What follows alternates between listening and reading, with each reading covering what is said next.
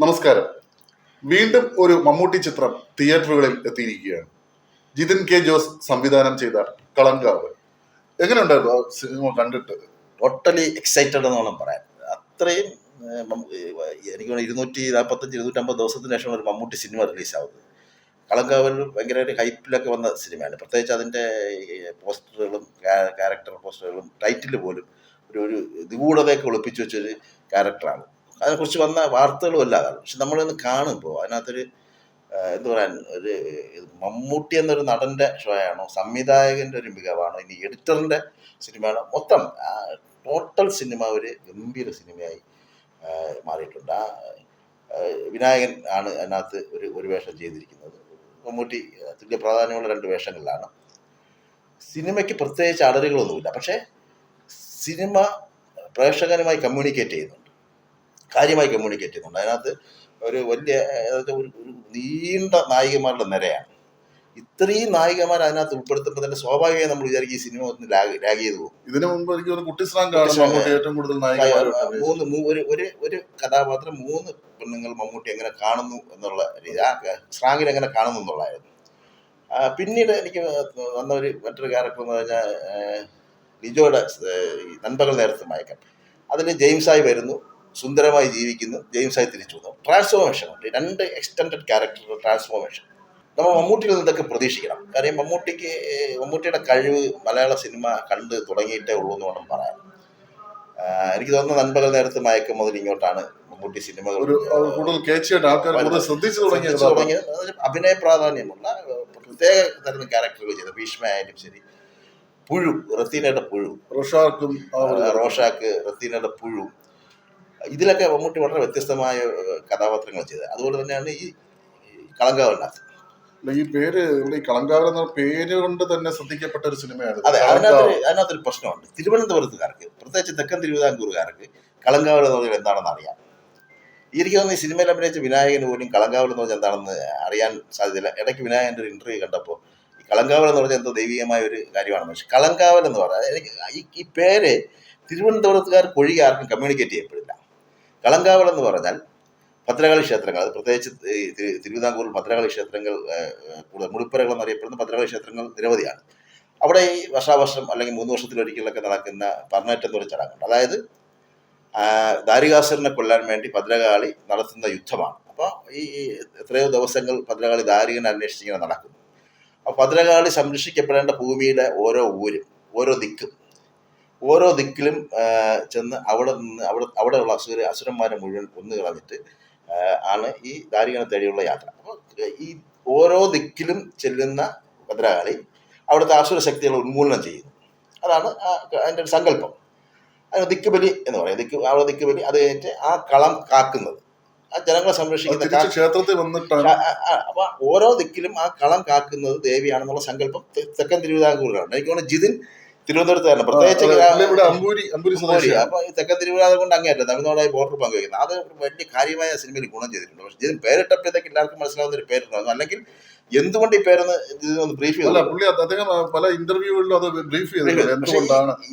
ഈ സിനിമയ്ക്കകത്തൊരു പ്രശ്നമുണ്ട്. കളങ്കാവൽ എന്ന പേര് തിരുവനന്തപുരത്ത് ഈ സിനിമ വളരെ യോജിച്ച സിനിമയാണ്. ഒരു ദൈവിക ശക്തിയും ഒരു നന്മയും ഒരു തിന്മയും തമ്മിലുള്ള പോരാട്ടമാണ്.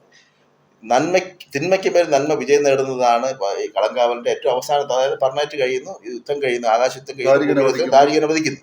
തിന്മയെ ഉന്മൂലനം ചെയ്ത് നന്മ അതിൽ മേധാവിത്വം സ്ഥാപിക്കുന്നു, ജനങ്ങളെ സംരക്ഷിക്കുന്നു. ഇത് ഈ കഥയുമായി നല്ല ബന്ധമുണ്ട്, മനസ്സിലായി.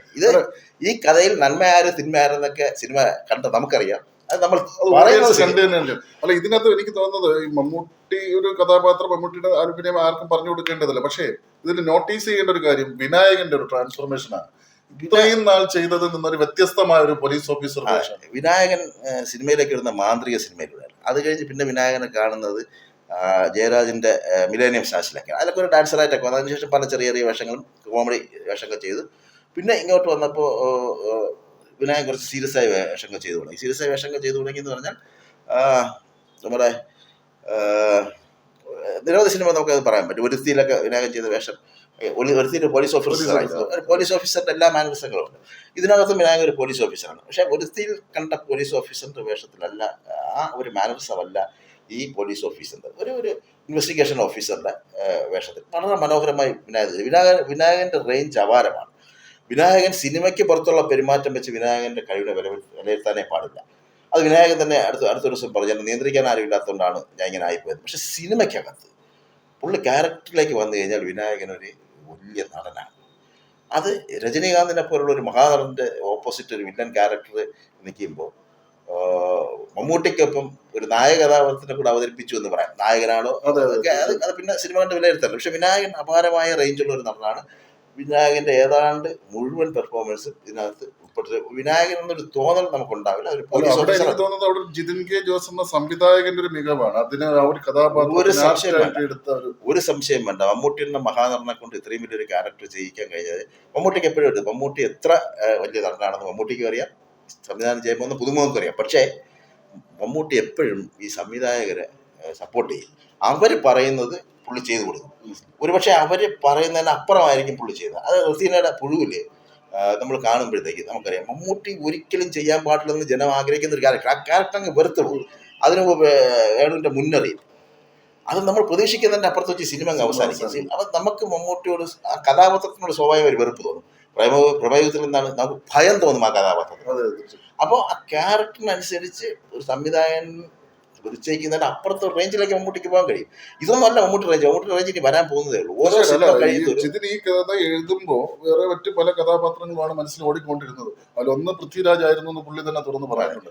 പക്ഷെ പൃഥ്വിരാജിന്റെ അടുത്ത് കഥ പറയുമ്പോൾ പൃഥ്വിരാജ് തന്നെ തുടർച്ചയായിട്ട് പറഞ്ഞൊരു കാര്യമാണ്, ഇത് നിങ്ങൾ മമ്മൂക്കയെ കേൾപ്പിക്കണം, അദ്ദേഹത്തിന് പറ്റുന്നൊരു കഥാപാത്രം ആണെന്ന് എനിക്ക് തോന്നുന്നു. പക്ഷെ അതേസമയം അതിനോടൊപ്പം തന്നെ ജിതിന്റെ മനസ്സിലും മമ്മൂട്ടിയുടെ ഉണ്ട്. കാരണം കുറുപ്പ് എന്ന സിനിമയുടെ സ്ക്രിപ്റ്റ് എഴുതിയത് ജിതിനാണ്. അപ്പൊ ആ സമയത്ത് ഇവരുമായിട്ടുള്ള കണക്ഷൻസ് ഉണ്ട്. അങ്ങനെയാണ് മമ്മൂക്കയിലേക്ക് ഈ കഥാപാത്രം എത്തുന്നത്. തീർച്ചയായും മമ്മൂട്ടി ഒരിക്കൽ ഈ കഥ ഒരു സ്ക്രിപ്റ്റ് വായിക്കുകയും ചെയ്ത് കഴിഞ്ഞാൽ അത് ഈ ക്യാരക്ടർ വിടില്ല.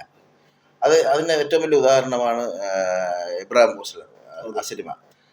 മമ്മൂട്ടി അതിനകത്ത് ക്യാരക്ടറല്ല, മമ്മൂട്ടി അതിനകത്ത് അഭിനയിപ്പിക്കാൻ തീരുമാനിച്ചില്ല. യാദൃശികമായി ഈ കഥ പറയുമ്പോൾ, ജയറാമിനെ നായനാക്കി ഈ കഥ പറയുമ്പോൾ അവസാനം മമ്മൂട്ടി ചോദിക്കുകയാണ്, അപ്പൊ ഇതിന് ഞാൻ ആരാണെന്ന് ചോദിക്കുന്നു. അപ്പൊ ഈ കഥ പറഞ്ഞ സംവിധായകൻ ഞെട്ടിപ്പോയി. മമ്മൂക്കെ പോലെ ഒരാളിനെ ഒരു ഗസ്റ്റ് റോളിന് സമാനമായ റോളിലേക്ക് കൊണ്ടുവരിക. പക്ഷെ ആ സിനിമ ജയറാമാണ് നായകൻ, പക്ഷെ ആ സിനിമ കൊണ്ടുപോയത് ഇബ്രാഹിം ഹോസ്ലർ എന്ന് പറഞ്ഞ ഈ ക്യാരക്ടറാണ്. അത് ആ ക്യാരക്ടറിന്റെ ഒരു പെർഫോമൻസ് ചെറുതല്ല. എനിക്ക് തോന്നുന്നത് അതൊരു 1-2 സീന് മാത്രമേ ഉള്ളൂ. നമ്മൾ എണ്ണി പറക്കി വെച്ചാൽ 3 സീന് വരും. ആ 3 സീനിൽ ആ സിനിമയെ കൊണ്ടുപോയി. ഇതിൽ ഈ കളങ്കാവിലേക്ക് വരുമ്പോൾ ഈ കളങ്കാവിൽ നിന്ന് ഒരു പോലീസ് ഓഫീസറായിട്ടാണ് നമ്മുടെ മമ്മൂക്ക ഇതിലേക്ക് വേഷം ഇടുന്നത്. അല്ല, അത് നമുക്ക് അത് പറയാം. മമ്മൂട്ടിയുടെ ഒരു ക്യാരക്ടറിനെ റിവീൽ ചെയ്യാൻ പറ്റില്ല. റിവീൽ ചെയ്യാൻ പറ്റാതെ വെച്ചാൽ ഇതിനകത്ത് മമ്മൂട്ടിക്ക് ഒരു എനിക്ക് തോന്നുന്നത് ഏതാണ്ട് ഒരു 21, 22, 23 കഥാപാത്രങ്ങൾ മമ്മൂട്ടിക്ക് വരുന്നുണ്ട്. അപ്പൊ ഇതില് മമ്മൂട്ടിക്ക് ഒരു ബേസ് കഥാപാത്രമുണ്ട്. അപ്പൊ ആ കഥ അത് അത് സിനിമ കാണുന്നവർ ആ ഒരു ഇതിൽ വരുന്നതാണ്. പക്ഷെ ഈ 21 കഥാപാത്രത്തിനകത്തും അല്ലെങ്കിൽ 21, 22, 23 കഥാപാത്രത്തിനും ആ കഥാപാത്രത്തിന്റെ ബേസിക്കായ ഒരു സ്വഭാവമുണ്ട്, ഒരു സൈക്കോ സ്വഭാവമുണ്ട്.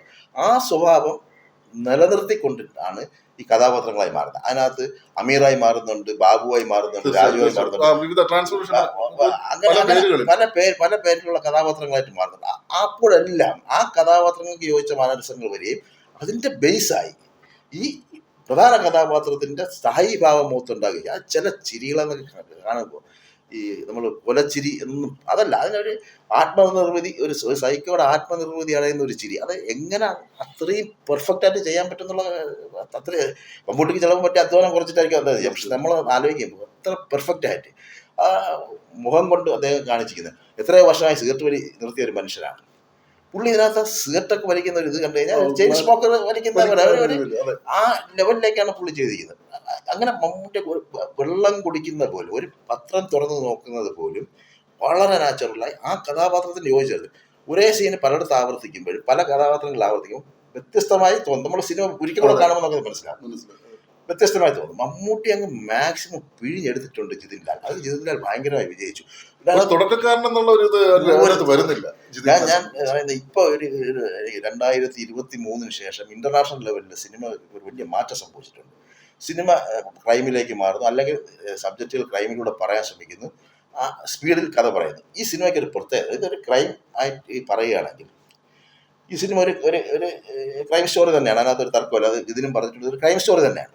പക്ഷേ ഇത്രയും കഥാപാത്രങ്ങളും ഇത്രയും സംഭവങ്ങളും ഇതിനകത്ത് വരുമ്പോഴത്തേക്ക് സ്വാഭാവികമായും സിനിമയ്ക്ക് നീളം കൂടും, ദൈർഘ്യം കൂടും, ലാഗ് വരാനുള്ള സാധ്യത ഭയങ്കര ഉണ്ടാവും. സോ അത് തുടക്കം ഒരു പക്ഷെ നമുക്ക് അങ്ങനെ ഒരു ഒരു ലാഗ് ഫീൽ ചെയ്യും. പക്ഷെ അത് കഴിഞ്ഞ് അങ്ങോട്ട് മുമ്പിലോട്ട് പോകുമ്പോൾ പിന്നെ നമ്മൾ അതിനോട് അതായത് പിന്നീട് അങ്ങോട്ട് സിനിമ വരുമ്പോൾ ഈ ഇത്രയും കഥാപാത്രത്തിനെ ഇത് ഉൾക്കൊള്ളിക്കാൻ സംവിധായകന്റെ ഒരു മികവ്, എഡിറ്ററിന്റെ ഒരു മികവ്, തീർച്ചയായിട്ടും ഇത്രയും സമയത്തിനുള്ളിൽ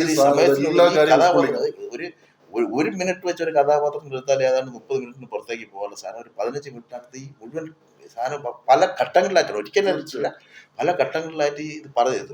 അതിൻ്റെ ഒരു മികവ് പറയാതിരിക്കാൻ പറ്റില്ല. അത് സംവിധായകന്റെ കഴിവാണ്. അതിലുപരി ഒരു എഡിറ്റർ അത് ഭംഗിയായി യോജിപ്പിച്ച് വെച്ചു എന്നുള്ളതിനകത്ത് ആ എഡിറ്ററിന്റെ ഭാഗത്തൊരു നല്ല കയ്യടി കിട്ടേണ്ട ഒരു എഡിറ്റർ തന്നെയാണ്. വിനായകൻ പറഞ്ഞ വേറൊരു പ്രധാന കാര്യമുണ്ട്. നമ്മളൊരു കൊലപാതകം ചെയ്യാൻ അല്ലെങ്കിൽ ഈ സീരീസ് തുടർന്ന് പോകേണ്ട ഒരു കാരണം പുള്ളി പറയുന്നത്, അതായത് പണ്ട് അതിനൊരു പുള്ളി ഉദാഹരണമായി കാണിക്കുന്നത് അദ്ദേഹം പണ്ട് താമസിച്ച സ്ഥലത്ത് എലിശല്യമാണ്. അതെ, ആദ്യം കൊല്ലാൻ മടിയായിരുന്നു, പിന്നെ ഒരു എലിയെ കൊന്നു, രണ്ടെലി, പിന്നെ ഇത് ഒരു ദിവസം അങ്ങനെ കണ്ടിന്യൂസ് ആയിട്ട് ജീവിതത്തിലാവും, പിന്നെ ഒരു ദിവസം പിന്നീട് അത് ചെയ്യാതിരിക്കാൻ പറ്റാത്തൊരവസ്ഥയിൽ.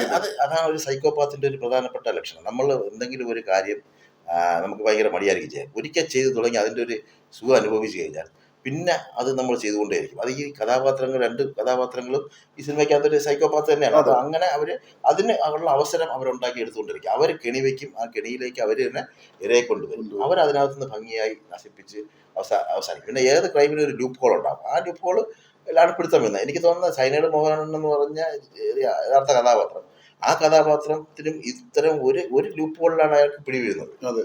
പക്ഷെ ആ കഥാപാത്രത്തിനെ സിനിമയിലേക്ക് കൊണ്ട് പ്ലേസ് ചെയ്യുമ്പം വേറൊരു തലത്തിൽ പ്ലേസ് ചെയ്യാൻ പറ്റി.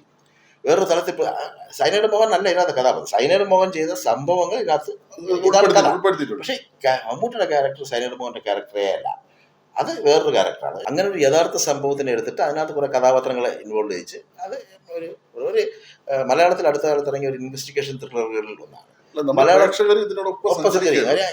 ഈ സിനിമ ഈ പറഞ്ഞ പോലെ നമ്മൾ കേൾക്കും, കഥയൊക്കെ കേൾക്കുമ്പോൾ ഭയങ്കര ലാഗാണെന്ന് തോന്നുന്നു. നമ്മൾ തിയേറ്ററിനകത്ത് കയറുമ്പോൾ ആദ്യം കുറച്ച് നേരം നമുക്ക് ഒരു ലാഗ് അടിക്കും. പക്ഷെ കുറച്ച് കഴിയുമ്പോൾ നമ്മൾ ഈ സിനിമയുടെ ഭാഗമായി അങ്ങ് മാറും. നമ്മൾ ഈ കഥാപാത്രത്തിൻ്റെ കൂടെ ഇയാൾ എന്തൊക്കെ കാണിച്ചു കൂട്ടുന്നു എന്നുള്ളൊരു ചിന്തയിൽ നമ്മൾ ഈ കഥാപാത്രത്തിനെ ഫോളോ ചെയ്യും. വിനായകനെ ഫോളോ ചെയ്യും, മമ്മൂട്ടിയെ ഫോളോ ചെയ്യും. രണ്ട് കഥാപാത്രങ്ങളെ നമ്മൾ ഫോളോ ചെയ്യും. അതുകൊണ്ട് നമുക്ക് പിന്നെ അതിനകത്തൊരു ബോറടിക്കലൊരു സാധനം തോന്നില്ല. പക്ഷേ സിനിമ ഒരു ക്രൈം ത്രില്ലർ പോകുന്ന അതേ മൂഡിൽ തന്നെയാണ് സിനിമ പോകുന്നത്. ഒരു ഇൻവെസ്റ്റിഗേഷൻ സ്റ്റോറി പോകുന്ന അതേ മൂഡിൽ തന്നെയാണ് പോകുന്നത്. അപ്പോൾ ഈ ക്രൈം ത്രില്ലർ പോകുന്ന നമ്മൾ ആ ക്രൈം ആസ്വദിക്കും. ഒരു കാര്യം ശ്രദ്ധിച്ചതിനകത്ത് ഒരു തമാശ പോലും ഇല്ല. ഒരിക്കൽ പോലും പ്രേക്ഷകർ ചിരിക്കാൻ പറ്റുന്ന ഒരു ഇത് ചെയ്ത് ആ സീരിയസ് മൂഡിൽ തന്നെയാണ് കഥ പറഞ്ഞിട്ടുള്ളത്. എന്നാൽ നമുക്ക് ഓരോ സീനും നമുക്ക് അടുത്തെന്ന് സംഭവിക്കും ആകാംക്ഷയുടെ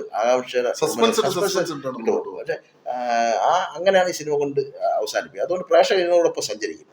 ഒരു തർക്കമില്ലാത്തൊരു കാര്യമാണ്. പ്രെഡിക്റ്റ് ചെയ്യാൻ പറ്റില്ല. അത് ആ ലെവലിലേക്ക് ഈ സാധനം കൊണ്ട് ഒരു ക്രിമിനൽ, ഒരു പോലീസുകാരൻ, അവരുടെ ഇരകളുള്ള സാധനം അതിങ്ങനെ മൂവ് ചെയ്ത് ഓരോ ഇരകൾ അങ്ങനെ മൂവ് ചെയ്ത് പോകും. അതാണ് ഈ സിനിമ. പക്ഷേ ഈ സിനിമയ്ക്ക് ഇതിൻ്റെ DOP അപൂർവം ചില സീനാണ് പാൻ ചെയ്ത് കാണിക്കാൻ പറ്റുന്നത്. പക്ഷെ മിക്കവാറും ഷോട്ടുകൾ ക്ലോസപ്പ് ഷോട്ടുകളൊക്കെയാണ്. ആ ക്ലോസപ്പ് ഷോട്ടിനകത്തും ആ സീനിനൊരു സൗന്ദര്യമുണ്ട്. കാര്യം ടൈറ്റിൽ മുതൽ അവസാനം വരെ ഇതിനകത്തൊരു ഗ്രേ ഷെയ്ഡുണ്ട്. തീർച്ചയായിട്ടും അത് ഈ സിനിമയ്ക്ക് വേണ്ട, ഇങ്ങനെ ഒരു കഥയ്ക്ക് വേണ്ട ഷെയ്ഡ് തന്നെയാണ്. റെഡിഷ് ഷെയ്ഡൊക്കെ കഥാപാത്രങ്ങളായാലും ആ ഒരു ഗ്രേ ഇതിൽ തന്നെയാണ് പോകണം. അതിനകത്ത് ഈ പഴയ തിരുവനന്തപുരത്തിന്റെ ചില അതൊക്കെ റീക്രിയേറ്റ് ചെയ്യാൻ ഈ ആർട്ട് ടീം ശരിക്കും കഷ്ടപ്പെട്ടാണ്. പഴയ കാട്ടാക്കട ബസ് സ്റ്റാൻഡും ഇതൊക്കെ കാണിക്കാൻ വേണ്ടി. അതായത് മറ്റൊരു കാര്യം, കാരണം ജിതിൻ ഒരു തിരുവനന്തപുരത്തുകാരനായതുകൊണ്ട് കുറെ നാളിന് ശേഷം മലയാള സിനിമയിൽ തിരുവനന്തപുരം തന്നെ പശ്ചാത്തലമാക്കിയ സിനിമ. അതിനകത്തൊരു വലിയ മമ്മൂക്ക എനിക്ക് രാജമാണിക്യം, പിന്നെ അതിനു മുമ്പ് ഒരു സിനിമയിൽ തിരുവനന്തപുരം ഭാഷ പറഞ്ഞിട്ടുണ്ട് കുറച്ചു നേരം. രാജമാണിക്യത്തിലാണ് ത്രൂ ഔട്ട് പറഞ്ഞത്. പക്ഷെ രാജമാണിക്യത്തിലെ തനി തിരുവനന്തപുരം ഭാഷ അല്ല, നമ്മൾ ആ തിരുവനന്തപുരം സ്ലാങ്ങിനെ കോമഡി വൽക്കരിച്ചാണ് പറഞ്ഞത്. അത് ഭയങ്കരമായിട്ട് കമ്മ്യൂണിക്കേറ്റ് സിനിമയുടെ വലിയ വിജയമാണ്. ഈ സിനിമയ്ക്കകത്ത് മമ്മൂട്ടി തിരുവനന്തപുരം സ്ലാങ്ങാണ് പറയുന്നത്. തെക്കൻ തിരുവിതാംകൂറിൽ, അതായത് ബാലരായണത്തിനപ്പുറത്തേക്ക് പറയുന്ന അമ്പൂരിയിലൊക്കെ പറയുന്ന അതേ സ്ലാങ് മമ്മൂട്ടി വളരെ മനോഹരമായി നമുക്കൊരു ഏച്ചുകെട്ടില്ലാത്ത രീതി സംസാരിക്കുകയാണ്. ആ തിരുവനന്തപുരം സ്ലാങ് സംസാരിക്കുമ്പോൾ നമുക്ക് ചിരിക്കാൻ തോന്നില്ല. കാര്യം അത്ര ഒറിജിനലായി പുള്ളി അത് കമ്മ്യൂണിക്കേറ്റ് ചെയ്തത്. ഈ മലയാള സിനിമയിൽ കാസർഗോഡ് പോലെ തിരുവനന്തപുരം പോലുള്ള സകല ഭാഷയും ഒരു കുഴപ്പമില്ലാതെ പറയാൻ പറ്റുന്ന ഒരു തലമുറ. പല സിനിമകളിലൂടെയാണ് പല സ്ഥലങ്ങളും അറിയപ്പെട്ടുകൊണ്ടിരിക്കുന്നത്. ഇപ്പൊ നമ്മുടെ ആറുകാണി എന്ന സ്ഥലം, അതെ, തിരുവനന്തപുരത്തേക്കും ആറുകാണി അറിയാമെങ്കിലും മറ്റുള്ള കാര്യങ്ങൾ ആറുകാണിക്ക് ഒരു പ്രത്യേകത ഉണ്ട്. തമിഴ്നാട്, കേരളം, റോഡിന്റെ രണ്ട് വശവും രണ്ട് സിസ്റ്റം. ചില വീടുകളുടെ അടുക്കള തമിഴ്നാട്ടിലും വരാന്ത കേരളത്തിലായിരിക്കും സ്ഥലമാണ് ആ സ്ഥലം. അപ്പോൾ ഒരു തമിഴ് മലയാളം കൾച്ചറാണ് ആ സിനിമ. ഭാഷയെ പോലും ആ സ്വാധീനമുണ്ട് തമിഴ് മലയാളം ഭാഷ. അത് ഭയങ്കരമായി അങ്ങോട്ടും അങ്ങ് ഉപയോഗിക്കുന്നത്. അതേ ഭാഷ ഉപയോഗിക്കുമ്പോൾ തന്നെ വളരെ ഭംഗിയായ തിരുവനന്തപുരം ഭാഷ അല്ലാതെ ഉപയോഗിക്കുന്നുണ്ട്. ഈ തമിഴ്നാട് തമിഴ് തിരുവനന്തപുരം സ്ലാങ്ങിനൊപ്പം മറ്റു ഭാഷ ഉപയോഗിക്കുന്നുണ്ട്. വളരെ ഭംഗി ആ ക്യാരക്ടറുണ്ട്. വിനായകൻ ആ ഒറ്റ സ്ട്രെച്ചിൽ തന്നെ പോകും. സാധാരണ വിനായകന് പറ്റുന്ന ഒരു അബദ്ധം എന്ന് പറഞ്ഞാൽ ഏത് ജില്ലയിൽ നിന്നുള്ള കഥാപാത്രമായാലും വിനായകൻ ഭാഷ അത് വിനായകൻ കേട്ടിട്ടുള്ള ഏറ്റവും വലിയൊരു പരാതി. ഇതൊരു പോലീസ് ഓഫീസറിന്റെ ഭാഷയാണ്. എനിക്ക് തോന്നുന്നു ഒരുത്തി സിനിമയിലെ പോലീസ് ഓഫീസറിനേക്കാൾ മികച്ച ഒരു പോലീസ് ഓഫീസർ. അദ്ദേഹത്തിന്റെ ശരീരഭാഷയിലും മാറ്റമുണ്ട്. അത് എനിക്ക് ഇഷ്ടപ്പെട്ടു. പിന്നെ ഈ അടുത്ത ദിവസം ഞാൻ വായിച്ച ഒരു ഇന്റർവ്യൂവിനകത്ത് വിനായകൻ പറഞ്ഞിട്ടുണ്ട്, ജിതിൻ എന്നെ കൈയും കാലും കെട്ടിയിട്ടാണ് അഭിനയിപ്പിച്ചത്. അങ്ങനെ ഞാനിങ്ങനെ എൻ്റെ ഇത് വരുമ്പോൾ ജിതിൻ പറയും അത് വേണ്ട, എനിക്ക് ആവശ്യം ഇതാണ്, ഇത്രയും മതി. അങ്ങനെ വിനായകനെ പിടിച്ചു നിർത്തി അഭിനയിപ്പിച്ചു. അതൊരു സംവിധായകന്റെ കഴിവിനാണ്. അപ്പം മമ്മൂക്കയെ പിടിച്ചു നിർത്തി അഭിനയിച്ചു, അതുപോലെ വിനായകനെ പിടിച്ചു നിർത്തി അഭിനയിച്ചു. അതൊരു വല്ലാത്ത ഫീലാണ്. ഈ സിനിമ ഇതൊക്കെയാണ് മികച്ച സിനിമയാണ്. എഡിറ്റിംഗ് നല്ലതാണ്, DOP നല്ലതാണ്, എല്ലാം ശരിയാണ്. എനിക്കിതിന് ഫീൽ ചെയ്ത വേറൊരു കാര്യം, ഒരു ഫെസ്റ്റിവൽ മൂവി എന്ന തലത്തിലേക്ക് അതാണ് ഞാൻ ആദ്യം പറഞ്ഞൊരു കാര്യം. അതാണ് ഈ ഇന്റർനാഷണൽ സിനിമകളുടെ ലെവലിലേക്ക് ഇതിന്റെ സംവിധായകൻ, തിരക്കഥയായാലും സംവിധാനമായാലും DOP ആയാലും എഡിറ്റിംഗ് ആയാലും ഇന്റർനാഷണൽ സ്റ്റാൻഡേർഡിലേക്ക് വരുന്നിട്ടുണ്ട്. ഇതൊരു തീർച്ചയായും നമ്മൾ ഇന്റർനാഷണൽ ഫിലിം ഫെസ്റ്റിവലിനൊക്കെ അയക്കാൻ പറ്റുന്ന ഇതാണ്. ഇപ്പോഴത്തെ ഈ IFFIയിലൊക്കെ വന്ന സിനിമകൾ ഇത്ര ക്രൈം ത്രില്ലറാണ്. പക്ഷെ കമ്മ്യൂണിക്കേറ്റ് ചെയ്യുന്ന ക്രൈം ത്രില്ലറാണ് വന്നത്. വളരെ മനോഹരമായി ചെയ്തിട്ടുണ്ട്. ഇതിനകത്ത് വൻ വിജയമാണ് ഇതിന്റെ ഒരു ആദ്യത്തെ സിനിമ. ഓരോ ഘട്ടം ഘട്ടമായി തിരിച്ചാണ് ഇതിനെ ചാപ്റ്ററൈസ് ചെയ്താണ് ഈ സിനിമ പറയുന്നത്. 8 ചാപ്റ്ററുകളിലായിട്ടാണ് ഈ സിനിമ പറയുന്നത്. 8 ചാപ്റ്ററുകൾ. അത് ഒരു തരത്തിൽ നോക്കിക്കഴിഞ്ഞാൽ നമ്മളെ ബോറടിപ്പിക്കുക. അതായത് ഈ സിനിമ ലാഗ് ചെയ്യുന്ന ഒരു തോന്നൽ വരുത്താത്തത് അതുകൊണ്ടാണ്. 8 ചാപ്റ്ററും തുടർക്കഥയാണ്. ഇത് തുറന്നു വരുന്നത്. പക്ഷേ ഈ 8 ചാപ്റ്റർ ആകുമ്പോഴത്തേക്ക് നമ്മൾ സ്വാഭാവികം ഓരോ ചാപ്റ്ററിൽ നമ്മൾ കുടുങ്ങിപ്പോകും. അതുകൊണ്ട് നമുക്കിത് ബോറടിക്കാൻ പോകും. പക്ഷെ ഇത് അങ്ങനെ ഇല്ലാണെങ്കിൽ ചിലപ്പോൾ എനിക്ക് സംവിധാനത്തിനകത്ത് ഒരു ബുദ്ധി ഉപയോഗിച്ചായിരിക്കാനാണ് സാധ്യത. ക്ലൈമാക്സും ആ ഒരു തരത്തിലാണ് എത്തി നിൽക്കുന്നത്. ഒരിക്കലും ഈ ഈ കഥ ഒരു സ്ഥലത്തെത്തി അവസാനിക്കുന്നു എന്ന് ആദ്യം ഫീൽ ചെയ്യും. അപ്പോഴേക്കും അത് കഴിഞ്ഞ് തിരിച്ച് വീണ്ടും ഒരു ത്രെഡ് കിട്ടും, ഒരാളുടെ ഒരു മിസ്സിംഗ് ത്രെഡ് കിട്ടുന്നതിൽ നിന്നാണ് അവർ ഈ വിനായകൻ വീണ്ടും അന്വേഷണം വരുന്നത്. അങ്ങനെ നല്ല ഒന്നത് ഈ അടുത്ത കാലത്തല്ല, കുറെ കാലത്തിന് ശേഷം മലയാളത്തിൽ ഒരു നല്ല ക്രൈം ത്രില്ലറാണ് ഈ സിനിമ.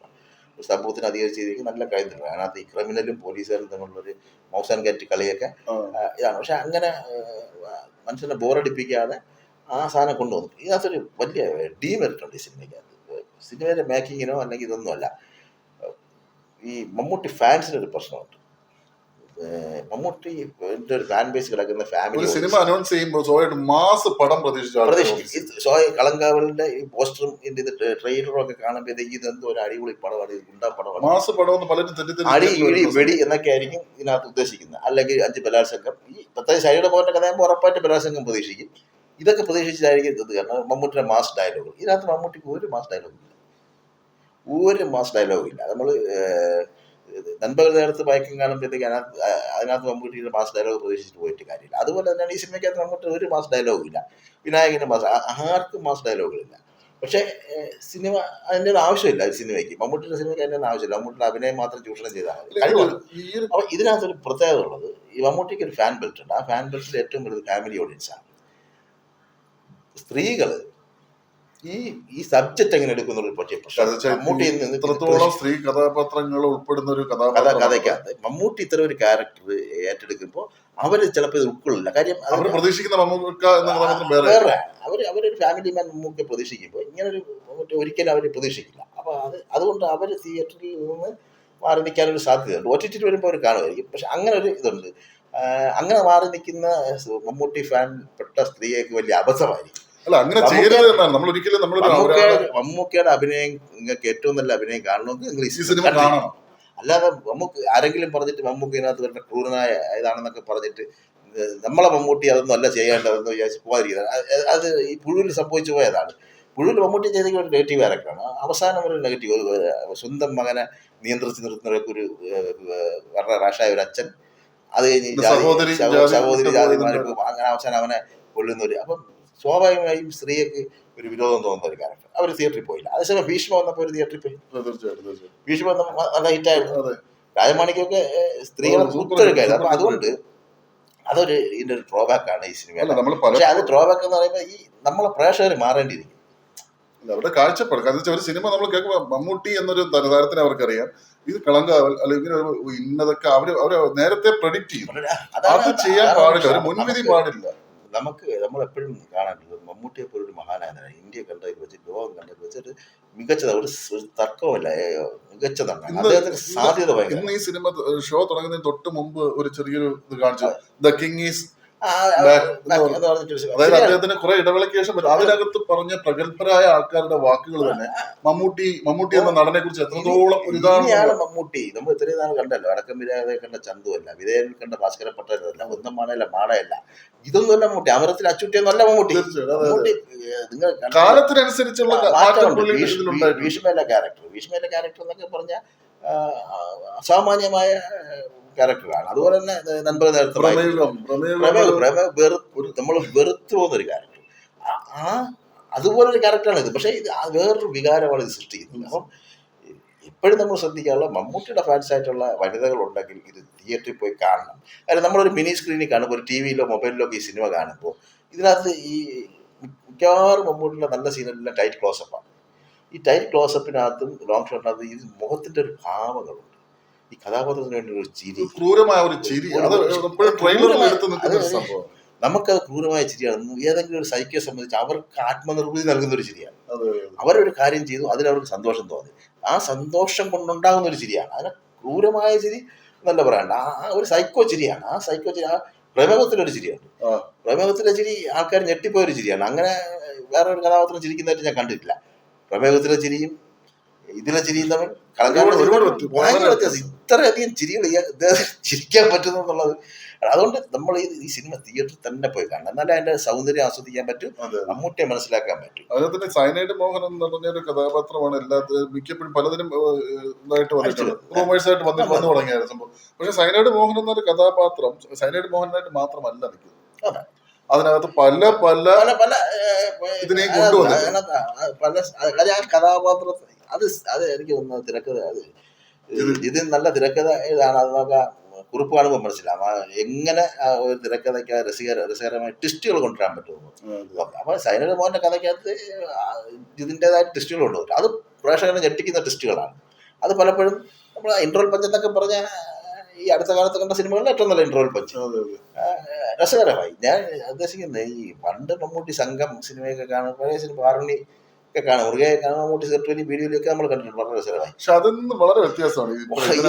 ഒരു സൈക്കോപാത്ത് എങ്ങനെ സിഗരറ്റ് വലിക്കാം, അത് കണ്ണു തന്നെ അത് അറിയണം, നമ്മൾ ബിഗ് സ്ക്രീനിൽ കാണും. കാര്യം അതിനകത്ത് ഈ സിഗരറ്റ് വലിച്ച് സിഗരറ്റൊക്കെ ചവച്ചിരുന്ന ചില സീനുകളുണ്ട്.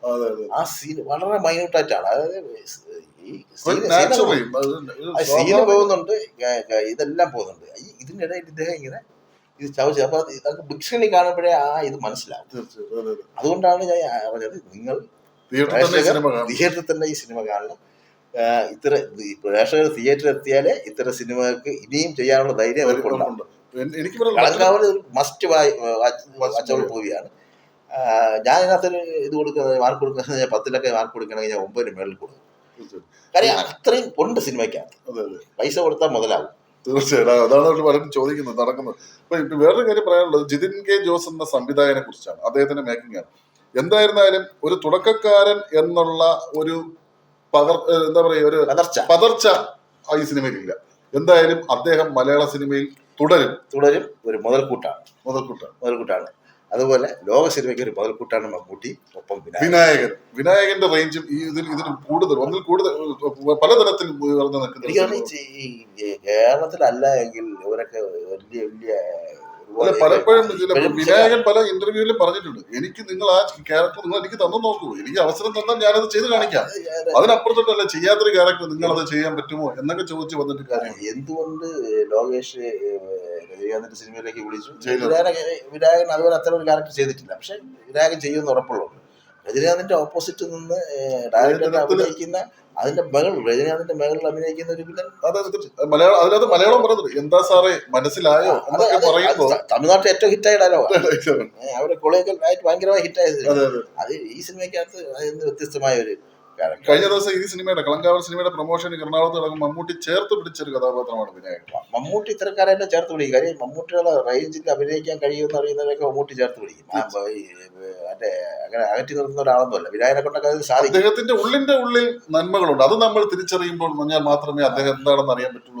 അത് അദ്ദേഹം ഇങ്ങനെ ചേർത്ത് പിടിക്കുന്നു. നല്ല കഴിവുറ്റ കലാകാരന്മാരെ ചേർത്ത് പിടിക്കുന്നു. സലിംകുമാറിനെയൊക്കെ എന്തെല്ലാം കാര്യങ്ങൾ അദ്ദേഹം ചേർത്ത് പിടിച്ചിട്ടുണ്ട്. സുരാജ് വെഞ്ഞാറമൂട് എന്നൊരു നടൻ ഉണ്ടായി വന്നതിന് പിന്നിൽ തന്നെ മമ്മൂട്ടിയാണ്. ഒരു എന്താ പറയുക, മമ്മൂട്ടിയുടെ എത്ര സിനിമകൾ ചെയ്തു, എന്നിട്ട് ഇത്ര വലിയ നാഷണൽ അവാർഡ് വരെ വാങ്ങിച്ച ഇതാണ്. മമ്മൂട്ടിയുടെ ഒപ്പം നിൽക്കുന്ന മമ്മൂട്ടിയോട് അഭിനയിക്കുന്ന പലരും നാഷണൽ അവാർഡ് വാങ്ങിച്ചിട്ടുണ്ട്. സലിംകുമാർ ആയാലും ശരി, സുരാജ് വെഞ്ഞാറമൂട് ആയാലും ശരി, ഇപ്പോൾ വിനായകൻ കഴിഞ്ഞ പ്രാവശ്യം ഇത് വാങ്ങിച്ചു. അങ്ങനെ കാര്യം അദ്ദേഹം റേഞ്ചുള്ളവരെ കൊണ്ട് പ്രോത്സാഹിപ്പിക്കാൻ മടിക്കാത്ത ഒരാളാണ്. അത് ഈ സിനിമയ്ക്കകത്ത് കണ്ടു. അത് ജിതിനെ കണ്ടു. ഇത്രയും സംവിധായകരാണ് മമ്മൂട്ടിയോടൊപ്പം വളർന്നു വന്ന. മമ്മൂട്ടി മമ്മൂട്ടിയോടൊപ്പം അവസരത്തിൽ വന്ന. അത് കഴിഞ്ഞ ദിവസം അങ്ങാണ്ട ഒരാളെ പറഞ്ഞു, ബെസ്റ്റ് ആക്ടർ എന്ന സിനിമയ്ക്കകത്ത് ഒരു ഫോട്ടോ കണ്ടപ്പോൾ, പോസ്റ്റർ കണ്ടപ്പോഴത്തേക്ക് അതിനകത്ത് മമ്മൂട്ടിക്കൊപ്പം നെടുമുടികളുള്ള ലാല് അതിനകത്ത് മുഴുവൻ പേരും നാഷണൽ അവാർഡ് വാങ്ങിച്ചവരാണ് മമ്മൂട്ടിയുടെ. അപ്പൊ അതുകൊണ്ട് ഇത് വിനായകന്റെ ജീവിതത്തിലും ഒരു വലിയ വ്യത്യാസം വരുത്തട്ടെ. അദ്ദേഹത്തിന്റെ സിനിമയ്ക്ക് ഉള്ളിലെ പ്രകടനം, മനോഹരമായ പ്രകടനം, എല്ലാവർക്കും ഇഷ്ടപ്പെടുന്ന പ്രകടനം പോലെ തന്നെ ആവണം. പുറത്തും അദ്ദേഹം പ്രകടനം നടത്തേണ്ടത്. എന്നാൽ ജനങ്ങൾ കൂടെ വിനായകൻ ഏറ്റെടുക്കും. അതെ, തീർച്ചയായിട്ടും. അല്ല, ഇനിയും ഇത്തരം സിനിമകൾ വീണ്ടും മലയാളത്തിൽ ഉണ്ടാകട്ടെ എന്ന് തന്നെയാണ് ഞങ്ങളുടെ ആഗ്രഹം.